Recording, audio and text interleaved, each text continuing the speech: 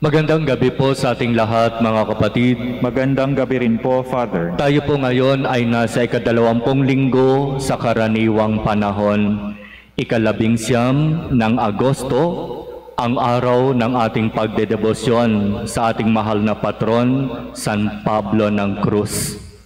At pagkatapos ng misa, ganap na ika-8, ay gaganapin natin ang Holy Hour o banal na oras bilang isang parokya upang mas mapalalim natin ang ating pagmamahal sa ating Panginoon sa tulong na rin ng halimbawa ni San Pablo ng Cruz. Mula sa ating mga pagbasa ngayon, halos iisa ang tema na nais na iparating sa atin. Ito ay ang tema ng pagkakaisa. Na bagamat may mga pagkakataon na magkakaiba tayo ng iniisip, magkakaiba tayo ng gustong gawin, magkakaiba tayo ng parabang pinapaniwalaan, pero sa katotohanan, ang sabi ng ating Panginoon, dapat pa rin tayong magkaisa patungo sa paglilingkod at pagsunod sa iisang Diyos. Di ba yan yung narinig natin mula sa ating unang pagbasa mula sa aklat ni Propeta Isaias? Sabi niya rito, darating ang araw na ang templo ko'y tatawaging bahay dalanginan ng lahat ng bansa. Hindi na lamang ng iisa o dalawa o tatlong bansa. Ang hula ni Propeta Isaias, darating ang araw, lahat ng mga bansang iyan ay sasamba sa templo, sa tahanan ng Diyos. Ibig sabihin, noon pa man pinangarap na ng Diyos na pagkaisahin ang lahat patungo sa Kanya. Wala na yung magkakaiba tayo, wala na yung magkakalaban tayo, wala na yung magkakahiwalay tayo. Pangarap ng Diyos simula't simula pa sa tao na ang tao ay magkaisa. At sa pagkakaisang ito ng tao, siya ay kikilala at sasamba sa iisang Diyos lamang. At iyan din ang binigyang diin ni Apostol San Pablo sa kanyang sulat sa mga taga-Roma sa ikalawang pagbasa. Sabi dito, darating ang araw, ang mga hentil na kinikilalang mga pasaway, mga hindi kabilang sa lahing pinili, mga makasalanan, mga hindi lubos na naniniwala sa Diyos.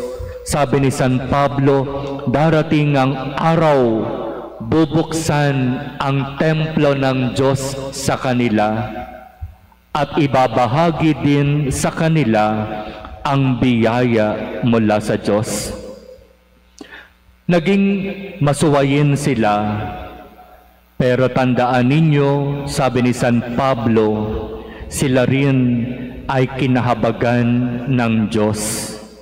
Kung papaanong kayo na mga Israelita ay kinahabagan ng Diyos. Kaya huwag angkinin ninuman ang tungkol sa paniniwala sa Diyos, sapagkat ang usaping paniniwala sa Diyos ay bukas para sa lahat, at ito ay para sa lahat. Kaya napakaganda na sa sulat na ito ni San Pablo, malinaw na isinasama niya sa usapin ang mga hentil, ang mga hindi kabilang dun sa lahing pinili.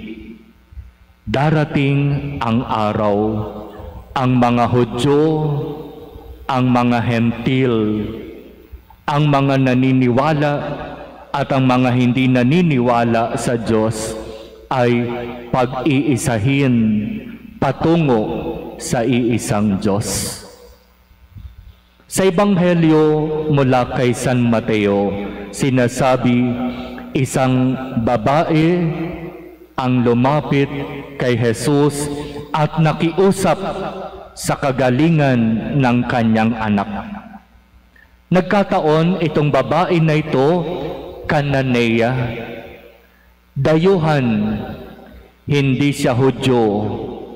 At dahil hindi siya Hudyo at siya ay nabibilang sa lahing tagalabas, ang tingin sa kanya marumi. Hindi ka karapat-dapat lumapit at makipag-usap sa isang Hudyo na katulad ni Jesus, sapagkat ikay marumi, ikay makasalanan, hindi ka dapat lumalapit sa mga Hudyo. At alam yon ng Cananea, pero kinikilala niya si Jesus. Kayo po ang aming Panginoon.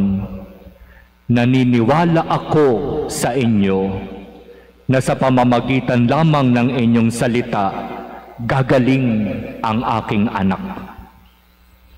At sinubukan ng napakatindi ni Jesus ang paniniwalang ito ng babaeng Cananea. Sabi ni Jesus sa kanya, hindi dapat kunin ang pagkain ng mga anak upang ihagis sa mga tuta. Ang tinutukoy ni Jesus na mga anak ay yung mga Hudyo.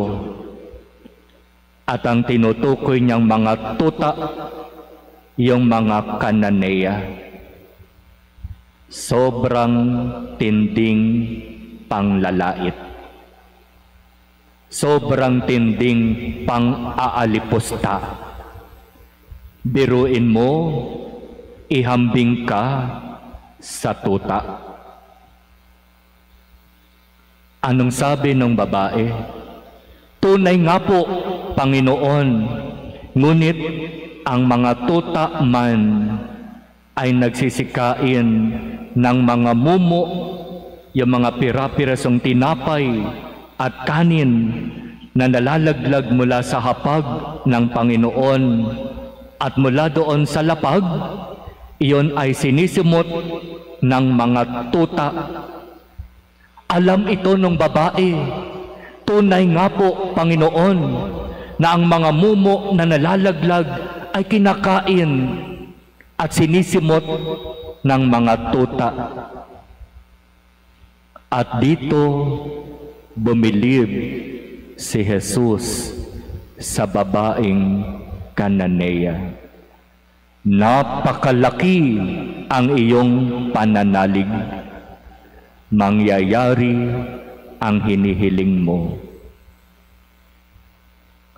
At gumaling ang anak nitong babaeng ito. Para sa kanya, hindi mahalaga kung masakit na salita ang ibigay mo sa akin. Hindi mahalaga kung ano ang hindi magandang gawin mo sa akin. Basta't patuloy akong magtitiwala at mananalig sa iyo. Cananea, tagalabas, dayuhan, marumi, hindi kabilang sa lahing pinili, pero may matinding pananampalataya kay Jesus. Kaya ito yung ibig sabihin ng ating mga pagbasa. Sa pagdating ni Jesus na Panginoon at Diyos, wala ng Hudyo, wala ng Hentil, wala ng marumi, wala ng malinis. Lahat pantay-pantay sa mata ng Diyos. Lahat pare-pareho sa mata ng Diyos. Kaya lamang nagkakaiba-iba ang pagtingin natin sa bawat isa, ay sapagkat hindi tayo tumitingin ayon sa paningin ng ating Panginoon. Kaya tayo nagkakaiba-iba ay sapagkat mas pinapahalagahan natin ang mga bagay na pinapahalagahan ng tao kaysa mga bagay na pinapahalagahan ng Diyos. Isipin nating mabuti ang mga pagbasa nagsasabi, darating ang araw, ang lahat ng mga bansa ay sasamba sa templo ng Diyos magkakasama.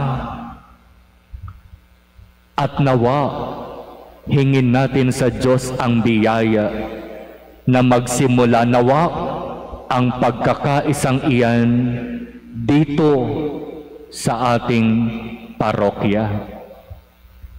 Kung mahirap pang isipin na maaaring mangyari ang mga bagay na yan sa buong mundo, dahil na rin siguro sa kaunting hindi magandang pangyayari sa Ukraine, sa Russia, at sa iba pang mga nagkakainitang bansa, dito man lamang sana sa ating parokya, maranasan ang tunay na pagkakaisa, pagmamahalan, pagtutulungan, patungo sa iisang Diyos.